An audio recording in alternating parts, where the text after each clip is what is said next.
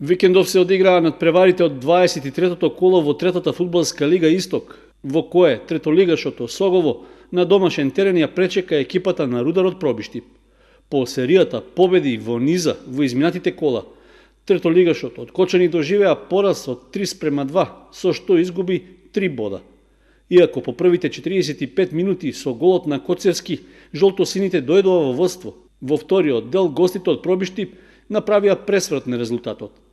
Пробиштипјани во 56-та минута израмнија на 1:1, а домашниот Паунов 8 минути подоцна повторно донесе нова предност од 2:1 за Осогово. Во овој период кочанскиот третолигаш имаше одлични шанси за постигнување гол, но топката не ја затресе мрежата. Гостите успеа да казнат таквата игра, откако најпрвин во 80-та минута израмнија, а во меѓувреме не постигнаа и гол од удар од 11 метри.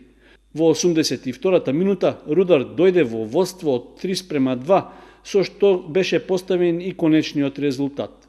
Домашната екипа на една минута пред судијата да го означи крајот на надпреварот пропушти можност да освои бод, откако Паунов не успеа да постигне полгодок од ударот од 11 метри.